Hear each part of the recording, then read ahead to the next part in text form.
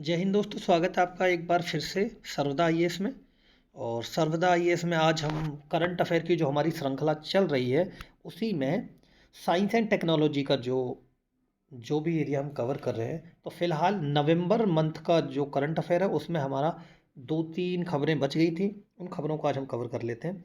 उनमें से एक खबर जो बच रही है हमारे पास में वो ये है, ये स्वास्तिक है। स्वास्तिक क्या है, ये बस आपको शब्द पता रहना चाहिए कि स्वास्तिक किस लिए चर्चा में था और आखिर ये क्या है। तो पहली बात तो ये सीएसआईआर तथा गुरुग्राम विश्वविद्यालय की एक संयुक्त पहल है। आपको इतना तो पता होना चाहिए कि स्वास्तिक किसकी एक पहल है। दूसरी बात यह है, पारंपरिक ज्ञान के संचार एवं प्रसार के लिए अंतर्राष्ट्रीय सम्मेलन है। यानी ये एक ना सम्मेलन किया गया था। जो भी हमारा पारंपरिक ज्ञान था उस ज्ञान को आगे बढ़ाने के लिए, उस ज्ञान पर चर्चा करने के लिए ये एक अंतर्राष्ट्रीय सम्मेलन हुआ है। वैसे आपको ये बात पता होनी चाहिए कि सामान्यतः ऐसी चीज़ें होती रहती हैं, बहुत सारी चीज़ों पर जो अंतर्राष्ट्रीय सम्मेलन वगैरह वो सब चलते रहते हैं। तो ये आपका सीएसआईआर के और गुरुग्राम विश्वविद्यालय के द्वारा एक पहल है। ठीक है। इसके बाद ये आपका जी सेट 20 है। तो देखिए ये इंपॉर्टेंट चीज़ है, जी सेट 20। तो जी सेट 20 क्या है, यह अब देखो ये एरो जो है, सबसे पहला एरो यहाँ आ रहा है, स्पेस एक्स के फाल्कन 9 रॉकेट से लॉन्च किया। तो आपको पता होना चाहिए जी सेट किसके द्वारा लॉन्च किया गया है। ये फाल्कन 9 के स्पेस एक्स के फाल्कन 9 रॉकेट से लॉन्च किया। यह एक के बैंड उपग्रह है और इसकी अवधि जो है 14 वर्ष के लिए है। ये आपको पता होना चाहिए। और ये क्या करेगा आपका जो है, देखिए पहली चीज़ तो ये हो गई कि आपका नंबर एक, ये लॉन्च किससे किया गया। दूसरी बात ये, high speed internet connectivity, digital video transmission, in flight connectivity प्रदान करने के लिए डिजाइन किया गया।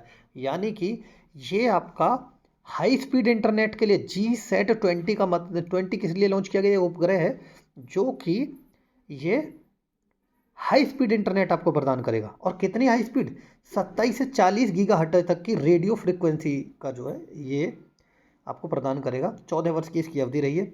दूसरी बात, अंग्रेजी हिंदी, ये दूसरी खबर है। तो कुल मिलाकर आपको जी सेट के बारे में इतनी पता होनी चाहिए कि जी सेट आपका जो है एक उपग्रह है जो आपको हाई स्पीड इंटरनेट के लिए जो उपयोग किया जाएगा।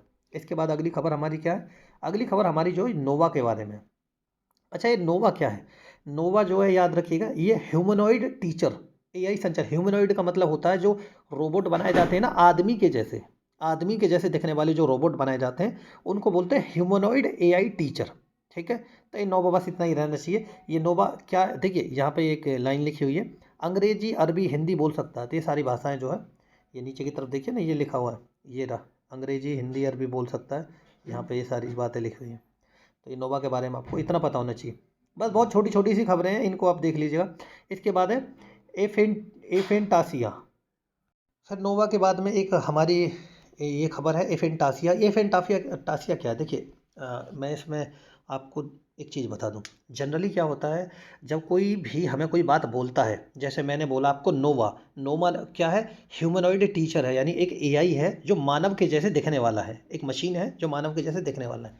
तो आपके दिमाग में कल्पना आ रही होगी, हो सकता है कि रोबोट मूवी का रजनीकांत आपके दिमाग में आ जाए, चिट्टी, वो भी एक ह्यूमनॉइड रोबोट, ह्यूमनॉइड एआई था ना, रोबोट। तो जब हम कुछ बात बोलते हैं या हमें कोई और कुछ बात बोलता है तो उसकी छवियां हमारे दिमाग में बनने लग जाती है। और अगर आपके दिमाग में ऐसी छवियां नहीं बन रही है तो आप एफेंटासिया का शिकार हैं। ठीक है। अब समझते हैं क्या है एफेंटासिया। जो कह रहा है, इसमें मानसिक छवियों यानी कल्पनाओं को देखने की क्षमता सीमित या बिल्कुल नहीं होती है।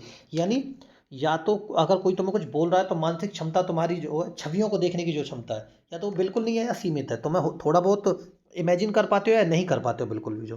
हालांकि ये कोई दिव्यांगता नहीं है, ये बात ध्यान रखिएगा। ये कोई दिव्यांगता नहीं है, नहीं आ रहा वो एक अलग मुद्दा है। ये डॉक्टरों ने कहा कि ये कोई दिव्यांगता नहीं है। और एफेंटासिया क्या, सुनते या देखते समय कोई छवि उत्पन्न ना होना, एफेंटासिया है। ये जो 2015 में एडम जेमन नाम का जो एक न्यूरोलॉजिस्ट था, ठीक है, उसके द्वारा ये शब्द जो है पेश किया गया।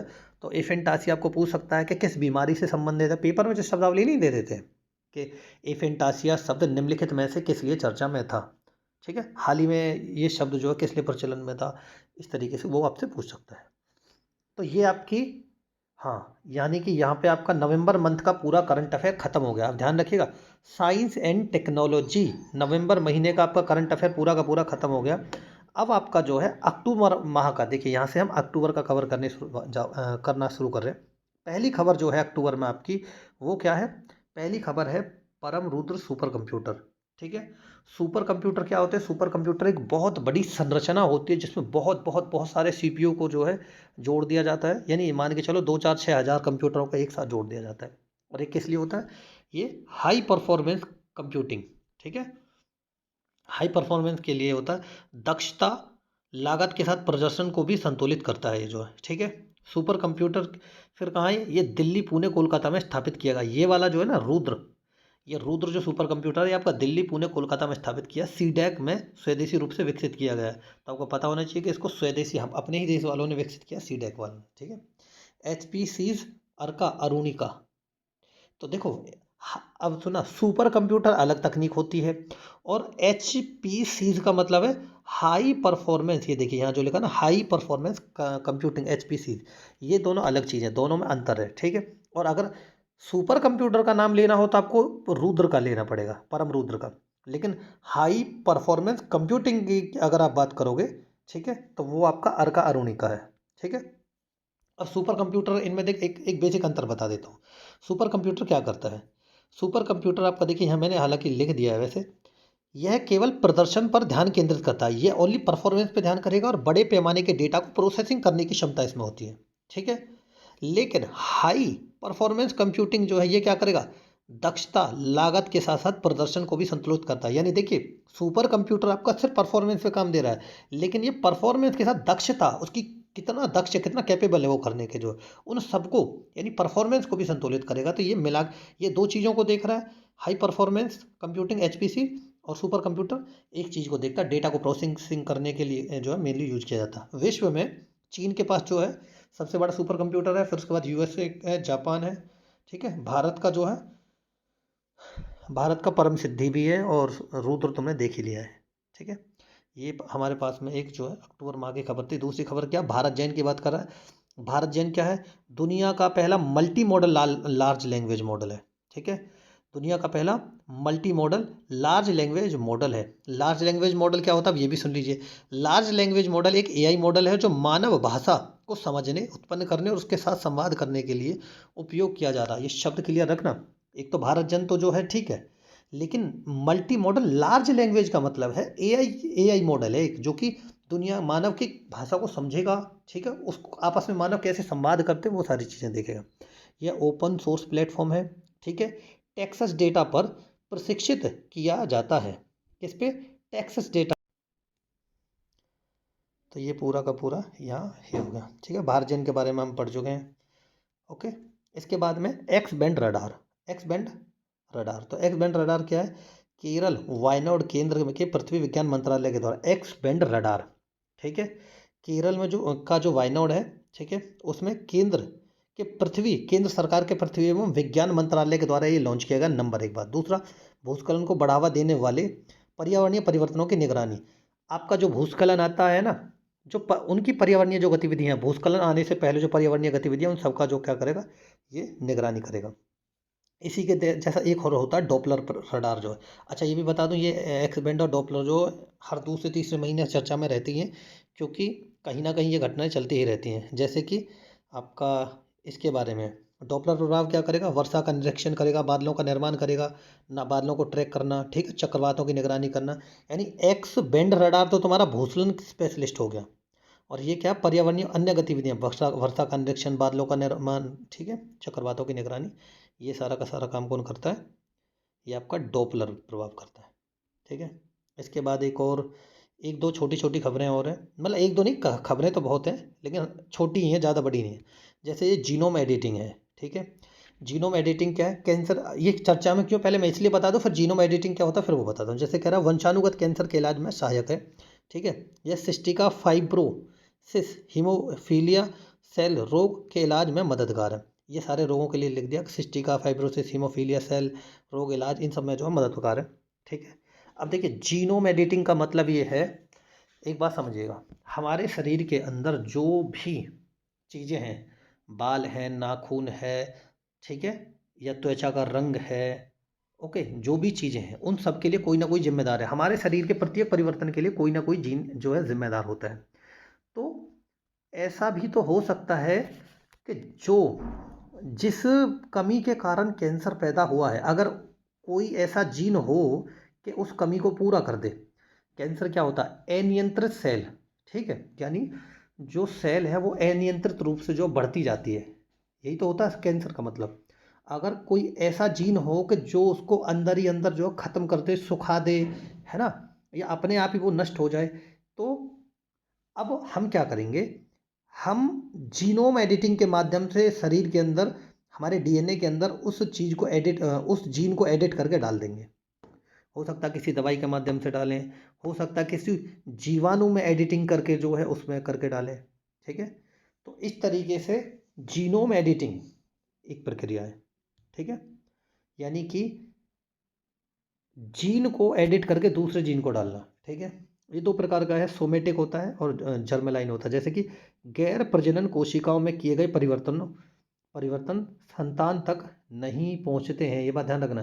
गैर प्रजनन यानी कि जिन कोशिकाओं में से प्रजनन नहीं होता वो संतान तक नहीं पहुंचेंगे, जाहिर सी बात है। लेकिन अंडे या शुक्राणु कोशिकाओं में एडिटिंग से वंशानुगत परिवर्तन हो सकते हैं, ये बात ध्यान रखना, क्योंकि अंडे या शुक्राणु से ही तो जो है प्रजनन की प्रक्रिया आगे बढ़ती है, वही तो जो है बच्चे को ग्रोथ करने में मदद करते हैं, उन्हीं के कारण तो बच्चा पैदा होता है। तो ये आपको पता होना चाहिए, ठीक है। इसके बाद में एक और खबर है, टाइप 1 का जो मधुमेह है, ठीक है, मधुमेह के रोगी के लिए पुनर्क्रमित स्टेम सेल के प्रत्यारोपण से 3 माह के भीतर इंसुलिन प्रोड्यूस करना शुरू कर दिया है, ठीक है। इसका मतलब क्या है? देखिए, ये जो है स्टेम सेल टेक्नोलॉजी की बात कर रहा है यहाँ पर। देखिए, स्टेम सेल की बात कर रहा है, तो स्टेम सेल के प्रत्यारोपण, प्रत्यारोपण का मतलब होता है ट्रांसप्लांट, इंग्लिश में अगर बोले। कुछ शब्दावली थोड़ी सी कठिन भी होती है कई बार जो। तो स्टेम सेल के ट्रांसप्लांट, पुनर्क्रमित, दोबारा कर उसको ट्रांसप्लांट करने से 3 माह के भीतर इंसुलिन प्रोड्यूस करना शुरू कर दिया। स्टेम सेल टेक्नोलॉजी जो है, ये भी अभी पिछले महीने जब चर्चा में थी मैंने तभी भी बताया था, ठीक है।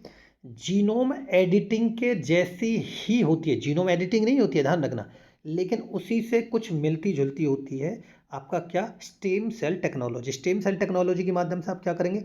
उसमें भी स्टेम सेल टेक्नोलॉजी में भी 2 प्रकार के, 3 प्रकार के, टूटिपेटेंट, प्लूरिपेटेंट, यानी कि हमारे शरीर के अंदर कुछ जीन तो ऐसे हैं कि जो पूरे शरीर को ग्रो, मतलब कुछ विशेष अंगों को ग्रो करने में मदद करते हैं। कुछ जीन ऐसे हैं जो शरीर को ग्रो करने में मदद करते हैं। तो उन्हीं जीवों को, उन्हीं जीन को जो है को एडिट करके, ठीक है, एडिट करके और पूरा प्रोसेस करना, वो स्टेम सेल टेक्नोलॉजी कहलाता है। लंबी प्रक्रिया है, ठीक है। तो अभी मधुमेह का इलाज खोजा गया इसके माध्यम से, यानी कि इसको स्टेम सेल टेक्नोलॉजी को जब ट्रांसप्लांट किया गया, पुनर्क्रमित किया गया दोबारा कर उनको, तो उससे बॉडी में इंसुलिन प्रोड्यूस होना शुरू हो गया। यानी कि दो, देखो, इंसुलिन की कमी के कारण ही तो आपका मधुमेह होता है, ठीक है। होता नहीं, मधुमेह के लिए आप इंसुलिन का इंजेक्शन लगवाते हैं। तो अगर वही दोबारा प्रोड्यूस होना शुरू हो जाएगा तो आपकी बॉडी में कोई दिक्कत ही नहीं होगी, वो ठीक हो जाएगा, ठीक है। एक छोटी सी खबर है, ये याद रखेगा, ठीक है। इसके बाद मवेशियों के लिए एकीकृत जीनोमिक चिप। एकीकृत जीनोमिक चिप क्या है? जानवरों की आनुवंशिक संरचना का विश्लेषण करता है। ये जानवरों की आनुवंशिक संरचना का विश्लेषण करता है, यानी कि जानवरों, जिस जानवर आनुवंशिक रूप से किन किन चीज़ों का उनके अंदर जो परिवर्तन है, उन सब की चीज़ों को जो है बताता है, ठीक है। उनका विश्लेषण करेगा आपका। कौन लेके आया? पशुपालन और डेयरी विभाग इसको लेकर आए हैं। ये 2 तरीके के होते हैं, ध्यान रखना। इसमें 2 चिप हैं, एक जो गौवंश के जो जीव हैं उनके लिए गौ चिप है, गाय वंश के लिए एक महिषी चिप है, भैंसों के लिए। तो महिषी चिप पूछ सकता है आपसे, गौ का तो चलो पहचान में आ जाएगा आपकी में, लेकिन पूछ लेगा महिषी चिप जो है किससे संबंधित है, तो भैंसों से रिलेटेड है, ठीक है। ये सेक्स सॉर्टेड टेक्नोलॉजी, ठीक है। तो सेक्स सॉर्टेड टेक्नोलॉजी इसमें जो उपयोग होगी, ओके। उसके बाद अब मैंने कोशिश करी है कि देखिए चीज़ों को आपकी पहचान में आ जाए तो अलग अलग कर दूं। जैसे कि सेक्स सॉर्टेड टेक्नोलॉजी क्या होती है? सेक्स क्रोमोसोम्स जो हमारी बॉडी के अंदर होते हैं, सेक्स क्रोमोसोम्स के आधार पर शुक्राणु कोशिकाओं को अलग अलग करके लिंग चयन करना। यानी जो सेक्स के क्रोमोसोम्स होते हैं ना, उनके शुक्राणु कोशिकाओं को अलग अलग कर दो। अलग अलग करने से आपका क्या होगा? ये जैसे कि बॉडी में एक्स एक्स एक्स वाई होते हैं ना, इस तरीके के ही होते हैं, सेक्स क्रोमोसोम। अब इनके आधार पर आप पहले से ही पशु के अंदर इस चिप को फिट करके जो है ये पता लगा सकते हैं कि उनके अंदर जो है नर पैदा होगा या मादा पैदा होगी। ठीक है, तो ये क्या करेगा, आपकी पहले से ही लिंग चयन में मदद कर देगा। जैसे कि आजकल आईवीएफ के माध्यम से टेस्ट ट्यूब बेबी होते हैं, तो उनमें भी आप अपनी मर्जी के बच्चे पैदा कर सकते हो। ठीक है, हालांकि ये नैतिक रूप से सही नहीं है, लेकिन फिर भी ऐसा होता है। ठीक है, तो इसीलिए और ये स्वदेशी है, ये बात ध्यान रखना, सेक्स सॉर्टेड टेक्नोलॉजी अपनी स्वदेशी है। ठीक है, तो ये चिप बनाई गई है, आपको पता होना चाहिए। इसके बाद में एक और खबर है, स्मार्ट इंसुलिन। स्मार्ट इंसुलिन क्या कर रहा है, रक्त में शर्करा कम होने पर ग्लूकोइड रिंग में बंध जाता है, जिससे इंसुलिन निष्क्रिय हो जाता है, और शर्करा बढ़ने पर ग्लूकोइड का स्थान जो है वापस ग्लूकोज ले लेता है और इंसुलिन सक्रिय हो जाता है। यानी स्मार्ट इंसुलिन क्या है, अब जो देखिए मैंने अभी बताया था 1 मिनट पहले आपको बताया कि इंसुलिन की कमी का कारण मधुमेह का रोग होता है। ठीक है, तो अब ये स्मार्ट इंसुलिन क्या करेगा, ये उस इंसुलिन की कमी को पूरा कर रहा है, लेकिन लेकिन कैसे करेगा, सुनना ध्यान से एक बार, यहाँ बारीकी है। शर्करा अगर तुम्हारे रक्त में कम हो गया, यानी तुम्हारे अगर खून में शर्करे की कमी पाई जाएगी, शर्करा कम हो गया, तो ये क्या करेगा, जो ग्लूकोइड रिंग में बंध जाएगा। ठीक है, और जिससे तुम्हारा इंसुलिन निष्क्रिय हो जाएगा। निष्क्रिय यानी इंसुलिन बंद हो जाएगा, काम नहीं करेगा अगर रक्त में शर्करा, ठीक है, खून में अगर शर्करा तुम्हारे में कम है, चीनी मतलब शर्करा समझते हैं ना, चीनी की मात्रा कम है, तो ये अपने आप ही निष्क्रिय हो जाएगा। लेकिन अगर ये रक्त में तुम्हारा शर्करा बढ़ने लग जाए, ठीक है, तो तुम्हारा ये सक्रिय हो जाएगा और वापस जो है ग्लूकोइड का स्थान जो है ग्लूकोज ले लेता है, यानी फिर से सक्रिय हो जाएगा ये। ठीक है, तो ये तुम्हारी जो है कुछ खबरें थी चर्चा में, आप देख लीजिएगा इन्हें। इसके बाद अगली चर्चा हम अगली क्लास में करेंगे। आज की क्लास में इतना ही, धन्यवाद।